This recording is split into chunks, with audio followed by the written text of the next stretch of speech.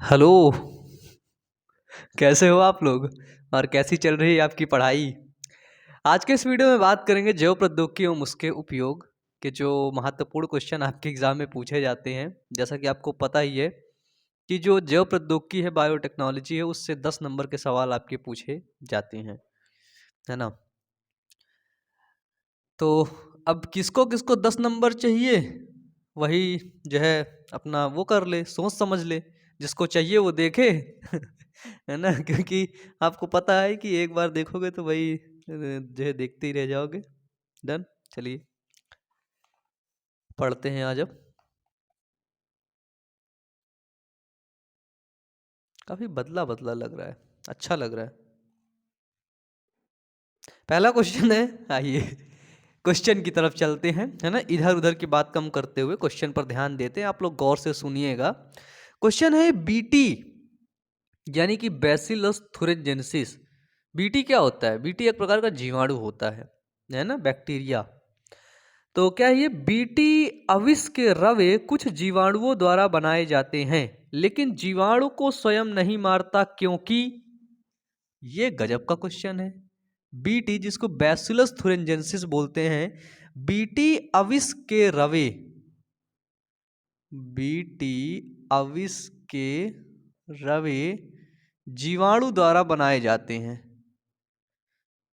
जीवाणु बनाते हैं या फिर लिख देते हैं ना, जीवाणु द्वारा बनाए जाते हैं, बनाते हैं, परंतु ये जीवाणु को ही नहीं मारते हैं। उस जीवाणु को नहीं मारते, लेकिन दूसरे जीवाणु को मार देते हैं।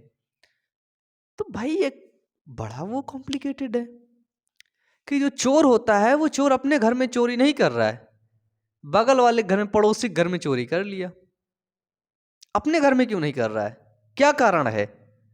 तो चार ऑप्शन दिए गए हैं, कारण तो देख के बताना। पहला, जीवाणु अविष के प्रति प्रतिरोधी होता है, अविष अपरिपक्व है, अविष निष्क्रिय होता है, और अविष जीवाणु की विशेष थैली से मिलता है।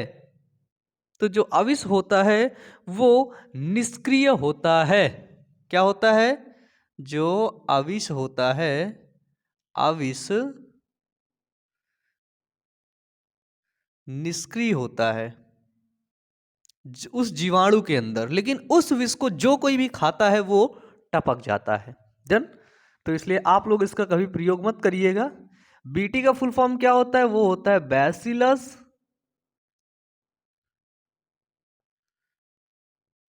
थुरेनजेनेसिस।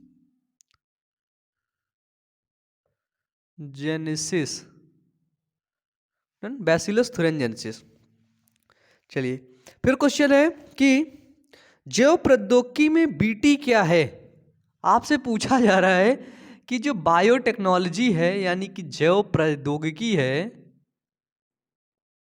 उसमें ये बीटी क्या है? एक सेकंड रुकिएगा, है ना। तो यही, सॉरी तो यही बीटी का पूछ रहे कि बीटी क्या है। बीटी किसी का जो है लड़का है कि लड़की है, किसी का जो है विषाणु है, जीवाणु है, क्या है? तो यहाँ पर देखिए ऑप्शन है आपके पास, बीटी एक विषाणु है, एक शैवाल है, एक फफूंद है, तो एक जीवाणु है। तो सबसे पहले ये तो यहाँ साफ साफ लिखा है बीटी क्या है, तो ये एक जीवाणु होता है। डन, जवाब मिल गया। दूसरा क्वेश्चन है, बीटी कपास में कीटनाशक के रूप में एक प्रकार का क्या प्रयोग होता है? बीटी एक जीवाणु है जो विष उत्पन्न करता है, और उस विष को अगर किसी पौधे में डाल दिया जाता है बायोटेक्नोलॉजी की मदद से, उस विष उत्पन्न करने का जीन को बायोटेक्नोलॉजी की मदद से कपास में डाल दिया गया, तो अब वो बीटी कपास हो गया। क्वेश्चन है, बीटी कपास में कीटनाशक के रूप में, बीटी कपास में, है ना, कीटनाशक के रूप में, बीटी कपास में कीटनाशक के रूप में एक प्रकार का डॉट डॉट प्रयोग होता है। पहला ऑप्शन है प्रोटीन, दूसरा है लिपिड, तीसरा कार्बोहाइड्रेट, और चौथा विटामिन। क्या क्या प्रयोग होता है? बिल्कुल सही जवाब आप लोग बोल रहे हैं, प्रोटीन प्रयोग होता है। क्या? प्रोटीन। डन। चलिए दूसरा क्वेश्चन है, मनुष्य की इंसुलिन में सी पेप्टाइड हैं। क्या है कि मनुष्य की इंसुलिन में सी पेप्टाइड हैं। मनुष्य की जो इंसुलिन ग्रंथि है, जो है सॉरी इंसुलिन नहीं, जो इंसुलिन हार्मोन्स है उसमें सी पेप्टाइड के हैं, जो इंसुलिन को बनाता है उसमें सी पेप्टाइड हैं। पहला ऑप्शन है परिपक्व इंसुलिन का एक अणु है, तो भाई परिपक्व इंसुलिन का एक अणु तो नहीं है वो। दूसरा है डाइसल्फाइड बॉन्ड निर्माण हेतु उत्तरदायी होता है। डाइसल्फाइड बॉन्ड बनाता है? नहीं बनाता। तीसरा ऑप्शन है प्रो इंसुलिन के परिपक्वन से इंसुलिन बनते समय हटा दिया जाता है। तो इसमें जो मनुष्य की इंसुलिन में सी पेप्टाइड होता है, वो सी पेप्टाइड यही होता है कि प्रो इंसुलिन के परिपक्व से, किसकी परिपक्व से सी पेप्टाइड बनता है, तो प्रो इंसुलिन की परिपक्व से इंसुलिन बनते समय हटा दिया जाता है सी पेप्टाइड को। ठीक है, डन। अब लिख लेना भैया, बड़ा लंबा है वो, है ना। एडीए, एडीए का पूरा नाम है जिसका एससीआईडी रोगियों में न्यूनता होती है। एडीए,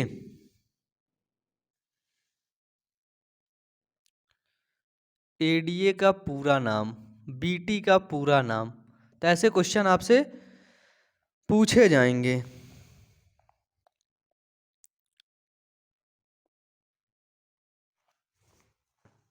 एडीए क्या होता है? एडीए जैसे हमने पढ़ा था ATP adenosine triphosphate, ADP adenosine diphosphate, तो एडीए क्या है?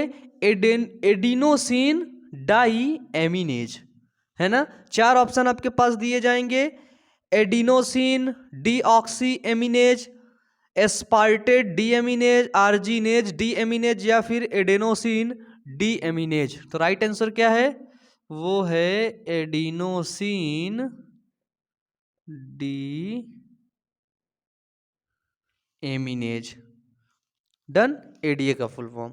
फिर देखिए नेक्स्ट क्वेश्चन है, जीनी अभियांत्रिकी से प्राप्त होता है। चार ऑप्शन आपके पास दिए गए हैं और आपको बताना है कि जीनी अभियांत्रिकी से क्या प्राप्त होता है ना। आपको राइट आंसर सेलेक्ट करके बताना है। जीनी अभियांत्रिकी से प्राप्त होता है पहला ग्लूकोज, दूसरा गेहूं, जो है तीसरा मक्का, चौथा सुनहरा चावल। तो देखिए जो ग्लूकोज है उसको तो हम प्राप्त ही कर लेते हैं, गेहूं है उसको भी हम आसानी से प्राप्त कर लेते हैं, मक्का है उसको भी अपन लोग आसानी से प्राप्त कर लेते हैं, लेकिन जो अपना लास्ट ऑप्शन है सुनहरा चावल, जिसको अपन लोग गोल्डन राइस के नाम से जानते हैं, किसके नाम से? Golden rice. तो क्या बताइए, गोल्डन राइस को बिना जीनी अभियांत्रिकी से प्राप्त किया जा सकता है? सिर्फ बासमती प्राप्त कर सकते हो, है ना। जो है बड़ी वाली मोटा वाला चावल ही। तो जीनी अभियांत्रिकी से प्राप्त क्या किया जाता है? वो है आपका गोल्डन राइस, इसको बोलते हैं सुनहरा चावल। चावल को गांव की भाषा में बोला जाता है भात। क्या बोलते हैं? भात, है ना। तो पहले मैं बचपन में मैं दाल और भात बहुत खाता था, है ना। मेरे को रोटियां बहुत कम पसंद थी, और आज की डेट में अभी भी रोटियां कम पसंद है। अपने को पसंद है सबसे ज़्यादा दाल और भात, है ना। वो अच्छा हो तो गजब, अपना काम टन, है ना। चलिए दूसरा क्वेश्चन है कि बीटी टॉक्सिन है, बीटी जो टॉक्सिन है वो पूछ रहा है कि बीटी टॉक्सिन है। चार ऑप्शन है आपके पास,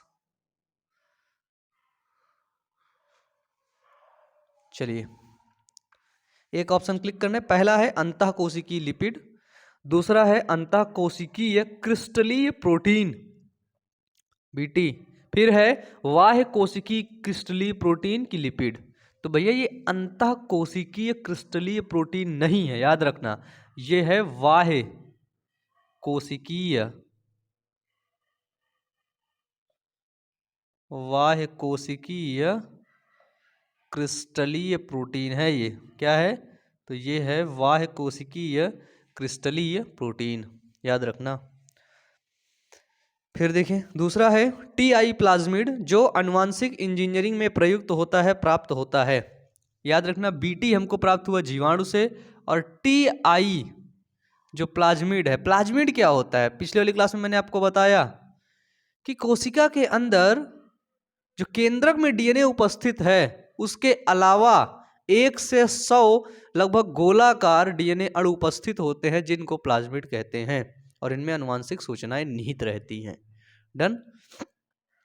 तो टीआई प्लाज्मिड जो आनुवांशिक इंजीनियरिंग में प्रयुक्त होता है वो किससे द्वारा प्राप्त किया जाता है, तो याद रखना वो प्राप्त किया जाता है, ऑप्शन है Escherichia coli, Bacillus thuringiensis, Agrobacterium rhizogenes, और है एग्रोबैक्टीरियम ट्यूमीफेसियंस। तो इसका राइट आंसर है एग्रोबैक्टीरियम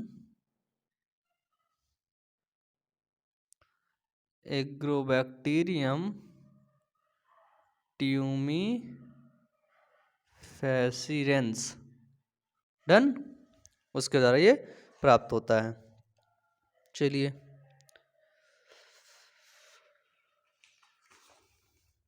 पता है मेरा जो है ओंठ सूख रहा है, तो ये बहुत जल रहा है, अब बोलने में भी इतना ज़्यादा दर्द कर रहा है।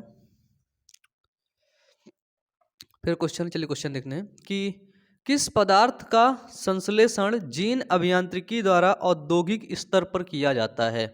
औद्योगिक स्तर मतलब बड़े लेवल पर, है ना।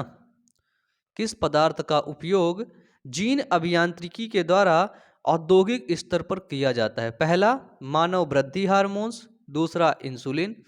जो जीएच हार्मोन्स होता है उसका भी उपयोग वृद्धि स्तर पर किया जाता है, बड़े औद्योगिक स्तर पर, है ना। दूसरा है इंसुलिन, तीसरा है इंटरफेरॉन्स, चौथा है ये सभी। तो राइट आंसर क्या है, इन सभी को एक बड़े लेवल पर औद्योगिक स्तर पर इनको बनाया जाता है, प्राप्त किया जाता है। डन। दूसरा क्वेश्चन है पहली जीन चिकित्सा किस रोग के उपचार में की गई, है ना। पहली जीन चिकित्सा जिसको अपन लोग बोलते हैं जीन थेरेपी, वो किस रोग के उपचार में, किस रोग के उपचार में की गई। ऑप्शन है एड्स, कैंसर, फाइबोसिस, या फिर एडीए की कमी होने वाला एससीआईडी। तो राइट आंसर है कि एडीए की कमी होने वाला एससीआईडी रोग के उपचार में किया गया, किसका, जीन चिकित्सा का उपयोग। डन। चलिए नेक्स्ट क्वेश्चन है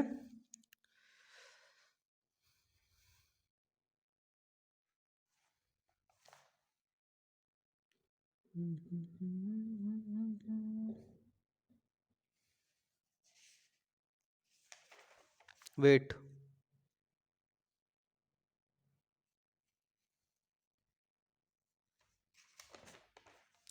बीटी कपास है। बीटी कपास क्या है, तो याद रखना बीटी कपास एक पारजीनी पादप है। क्या है, तो बीटी कपास एक प्रकार का पारजीनी पादप है। डन। फ्लेवर सेवर जीएम फसल है। तो याद रखना अगर फ्लेवर सेवर का नाम आए, किसका, फ्लेवर सेवर, तो याद रखना वो एक टमाटर की फसल है। डन। फ्लेवर सेवर टोमेटो करके। तो क्वेश्चन है फ्लेवर सेवर जीएम, जीएम मतलब होता है जेनेटिकली मॉडिफाई, तो फ्लेवर सेवर जेनेटिकली मॉडिफाई फसल है, तो वो है टमाटर की। फिर है बीटी जीव विष किस जीवाणु द्वारा उत्पादित होता है, तो वो होता है बैसिलस थुरिंजेंसिस। ठीक है। जेनेटिक इंजीनियरिंग का उपयोग कहाँ पर करते हैं, तो जेनेटिक इंजीनियरिंग का उपयोग हम कृषि के क्षेत्र में करते हैं, चिकित्सा के क्षेत्र में करते हैं, है ना, वैक्सीन बनाने के लिए क्या करते हैं। डन। बताइए जेनेटिक इंजीनियरिंग का उपयोग होता है, अब आपके पास ऐसे ऑप्शन दिया, बेकरी में, प्रतिजैविक औषधियों के निर्माण में, इंसुलिन बनाने में, इन सभी में। तो आपको प्रतिजैविक औषधियों के निर्माण में सही लग रहा है, इंसुलिन बनाने को भी सही लग रहा है, लेकिन बेकरी में थोड़ा सा आपको डाउट हुआ। तो नो डाउट यार, बेकरी में भी हम बायोटेक्नोलॉजी का इस्तेमाल करते हैं। अगर बेकरी में सैक्रोमाइसिस सेरेवसी ना हो ना तो हालत ख़राब हो जाएगी। बिना बायोटेक्नोलॉजी की मदद से बेकरी के उत्पादों का बनाना मुश्किल है। ठीक है, तो इसका क्या है, सही है, सब है। अनुवांशिक रूपांतरित पौधा है, अनुवांशिक रूपांतरित जिसको हम बोलते हैं जीएम, है ना, फ्लेवर सेवर जीएम, जिसको बोलते हैं जेनेटिकली मॉडिफाई। तो जीएम फसलें, पहला बीटी कपास है कि नहीं बताओ, है। बीटी मक्का है कि नहीं, बीटी आ गया तो है ही है भाई। फिर गोल्डन राइस, गोल्डन राइस भी है। फिर तीसरा है गोल्डन राइस, चौथा है सभी, तो सभी है। जेनेटिक इंजीनियरिंग का उपयोग होता है कृषि क्षेत्र में, चिकित्सा क्षेत्र में, वैक्सीन बनाने में और इन सभी में होता है ना। तो ये था आपका कुछ आज का वो। और क्वेश्चन देखते हैं। एलिसा का पूरा नाम क्या है? देखिए, जिसको एड्स हो जाता है ना, एक्वायर्ड इम्यूनो डिफिशियंसी सिंड्रोम, उसकी जांच के लिए, उसकी जो जांच होती है उसी को बोलते हैं एलिसा टेस्ट। एलिसा को बोलते हैं एंजाइम लिंक्ड इम्यूनोसॉर्बेंट एसे। क्या बोलते हैं? एंजाइम लिंक्ड इम्यूनोसॉर्बेंट एसे। फिर है पीसीआर तकनीक के कोई दो उपयोग बताइए। PCR, polymerase chain reaction. तो पॉलीमरेज चेन रिएक्शन के द्वारा एड्स रोगों की पहचान की जा सकती है। पीसीआर के द्वारा क्या किया जा सकता है? तो पीसीआर के द्वारा एड्स के जो रोगी होते हैं उनकी पहचान की जा सकती है। और दूसरा है, इसके द्वारा कैंसर रोगी में उत्परिवर्तनों की पहचान की जा सकती है। कैंसर रोगी में जो म्यूटेशन होता है, परिवर्तन होता है, उसकी पहचान। पारजीनी जंतु, लास्ट क्वेश्चन है बस। पारजीनी जंतु क्या है? पूछा जाता है भैया कि ऐसे जंतु जिनके डीएनए में जानबूझकर प्रायोगिक तरीके से वाह्य जीन समावेशित कर देते हैं, है ना। जैसे कोई जंतु है, जैसे मैं हूं, अब मेरे डीएनए में जानबूझ करके कोई दूसरा जो है क्या है कि कोई वाह्य जीन मेरे डीएनए के अंदर, कोई दूसरा बाहर से कोई ला करके जीन, दूसरा जीन मेरे अंदर समावेशित कर दिया गया, डाल दिया गया। ठीक, अब क्या हो रहा है, वह अपने लक्षणों के साथ उस जीन के लक्षण को भी प्रदर्शित कर रहा है। अब जो जीन डाला गया है मेरे डीएनए में, सपोज दैट जो है बकरी का जीन डाल दिया गया, अब बोलने वाला जीन, की बकरी बोलती मैं करके बोलती है, वो डाला गया। अब वो लक्षण मेरे अंदर भी प्रदर्शित हो रहा है तो मैं पारजीनी जंतु कहलाऊंगा। अब मैं ऐसे बोलूंगा मैं करूंगा, है ना, तो मैं पारजीनी जंतु हो गया। अब पारजीनी पादप भी ऐसे ही कि बीटी होकर डाला और अगर वो हो गया, बीटी जो है बैसिलस थुरिनजेंसिस जीवाणु को वो जीन निकाल के डाला कपास के अंदर, कपास का जो पत्ते उत्ते खा रहा है, जो नुकसान पहुंच रहा था, वो मर जा रहा है कीटाणु, लक्षण देने लगा उसमें, तो हो गया बीटी जो है पारजीनी पादप, है। तो पारजीनी जंतु और पारजीनी पादप बिल्कुल सही है। एक क्वेश्चन यहाँ से पूछा जाता है, बाईपैरेसी क्या है ना। बाईपैरेसी क्या है? बाईपैरेसी याद रखना कि बहुराष्ट्रीय कंपनियां, जो मल्टीनेशनल जो कंपनीज होती हैं ना, बहुराष्ट्रीय कंपनियां व अन्य संगठन द्वारा किसी राष्ट्र या उसके संबंधित लोगों से बिना व्यवस्थित अनुमोदन व क्षतिपूर्वक भुगताओं के जैविक संसाधनों का उपयोग करना बाईपैरेसी कहलाता है। जो जैविक संसाधन है ना, पेड़ पौधे जो भी बने आसपास, इन बीटी उसमें बायोटेक्नोलॉजी से बना लिए, अब वो उसको अपने नाम पेटेंट करवा लिए, है ना, बिना किसी को भुगतान किए, बिना किसी को बताए। अब जैसे नीम का पेड़ है, नीम की दातून होती है, तुम नीम के दातून को अपने नाम पेटेंट करवा लिए कि अब जो नीम की दातून करेगा वो 100 रुपया पहले हमको ला के देगा। तो ये क्या है? ये बाईपैरेसी है। डन। चलिए, जीनी चिकित्सा क्या होती है? कि कोई जीन है, वो लक्षण प्रदर्शित करो, उस जीन को काट के हटा दिया, दूसरा जीन लगा दिया, लक्षण अच्छा हो गया, यही हो गई जीनी चिकित्सा। डिफिनीशन क्या है? जीन चिकित्सा में अत्याधुनिक जैव प्रौद्योगिकी की सहायता से मानव शरीर में उपस्थित दोषपूर्ण जीन को, क्या बोलता है कि दोषपूर्ण जीन को स्वस्थ व क्रियाशील जीन द्वारा बदला जा सकता है। जो जीन दोषपूर्ण है, जो जीन खराब है, उसको स्वस्थ जीन में बदला जा सकता है। इसके द्वारा किसी बच्चे या भ्रूण में क्या होता है कि इसके द्वारा किसी बच्चे या फिर भ्रूण में चिन्हित किए गए जीन को दोषों को सुधार किया जा सकता है। जीन के जो दोष हैं उसको सुधार किया जा सकता है। इसमें रोग के उपचार के लिए जीन को व्यक्ति की कोशिकाओं या ऊतकों में प्रवेश कराया जाता है। इसमें क्या होता है? इसमें रोग के उपचार के लिए जीन को व्यक्ति की कोशिकाओं या ऊतकों में प्रवेश कराया जाता है, यही होती है जीनी चिकित्सा। डन। चलिए आज की क्लास हम लोग यहीं तक रखते हैं, और ये चैप्टर थोड़ा सा बड़ा है। क्लास 12th बायोलॉजी की प्लेलिस्ट है, वहीं पर आप लोग जाइएगा तो वहाँ पर आपको ढेर सारे क्वेश्चंस मिलेंगे। अब मुझे उम्मीद है वहाँ पे जा कर के आप लोगों को जो क्वेश्चंस मिलेंगे आप उनको अच्छे तरीके से पढ़ेंगे।